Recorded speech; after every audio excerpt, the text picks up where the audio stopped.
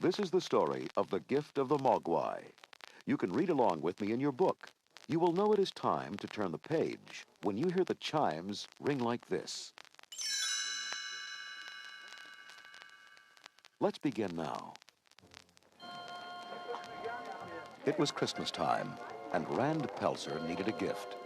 Uptown, busy shoppers rushed here and there buying ties and toys and other typical presents. But Mr. Pelzer decided he wanted to do his shopping in Chinatown. I should be able to find a great gift for Billy around here. Something special, something unusual. As he wandered the bustling, exotic streets, Rand spotted a colorful souvenir shop, and he strolled inside from the cold night air. Rand stepped up to the lady at the counter. I'm looking for something interesting to give my son. The saleswoman nodded and began showing Rand everything from transistor radios to painted fans. Rand shook his head. No, you see, I want something different, something unique, something he can't get at home. Just then, a small hand reached up and tugged Rand's sleeve. Hey, mister, you want something different? I know a place full of different things. Rand glanced down to see a skinny Oriental boy wearing an old T-shirt and a faded baseball cap. Sorry, kid, I'm not looking for baseball cards. The boy reached into his pocket. Does this look like a baseball card? He pulled out an ugly, shrunken head. Rand jumped back. Is that real?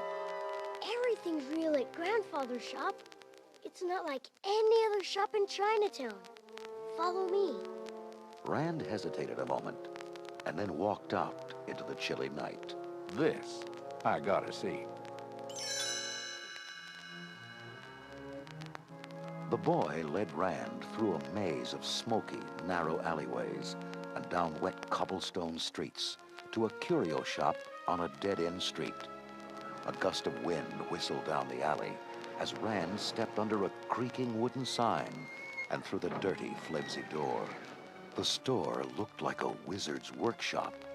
It was crowded with musty books and dusty bottles and jars. Behind the counter stood a very old Chinese man smoking a pipe. The boy introduced him. This is my grandfather. Go on, mister. Look around. See if there's something you like. Rand bought a candy bar and began to inspect the bizarre items. The boy joined his grandfather in a game of chess. What are you doing in this part of town, mister? Oh, business. I make things. I come up with ideas for new gizmos. You know, inventions. The boy nudged his grandfather. Thomas Edison. The old man broke into a smile. Thomas Edison. Rand grinned in embarrassment. Then a strange, high-pitched giggle joined the laughter. Rand froze. What was that? But the boy and his grandfather just went back to their game. The giggle rang out again. Rand followed the sound to a back corner of the shop. Hidden on a shelf, under a burlap cloth, he found a small cage. Rand set his candy bar down and reached out to lift the covering.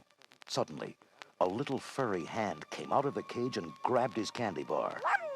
Rand peered inside and saw a tiny, cuddly animal. What is this? I've never seen anything like it. The Chinese boy answered, MOGWAI. What's he doing? Singing. He only does that for people he likes. Rand was enchanted. How much do you want for it? The old man shook his head. Mogwai not for sale. Oh, come on. My son Billy would love it. Here, 100 bucks, cash. The old man didn't flinch. Okay, 150. The shop owner shook his head again. Here, you can have every penny I've got on me, $260. The boy's eyes lit up, but his grandfather was firm. Mogwai is not like other animal. He is very special creature. With Mogwai comes much responsibility. I cannot sell him at any price. Then the old man turned and walked into the back room. Rand left the shop and headed back, disappointed. But the owner's grandson ran up to him in the alley, carrying a wooden box. Forget what my grandfather said. We need the money. Here, you could have the MOGWAI. But there are some rules you gotta follow. First, keep him away from light. He hates bright light, especially sunlight. It'll kill him. Next, don't get him wet. Keep him away from water. Rand grinned.